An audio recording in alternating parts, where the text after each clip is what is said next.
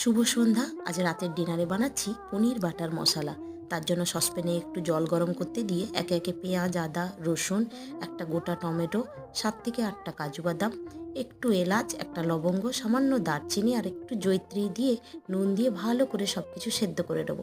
সেদ্ধ হয়ে গেলে ঠান্ডা করে মিক্সিতে ভালো করে পেস্ট করে নেবো। এদিকে পনিরগুলোকে কিউব আকারে কেটে তাতে হলুদ, কাশ্মীরি লঙ্কা, নুন দিয়ে মাখিয়ে কড়াইতে তেল গরম করে হালকা একটু ভেজে নেব। ভাজা হয়ে গেলে সেই কড়াইতে কিছুটা বাটার দিয়ে একটু জিরে, একটা শুকনো লঙ্কা আর কয়েকটা গরম মশলা ফোড়ন দিয়ে দেবো বেটে রাখা মশলার পেস্টটা।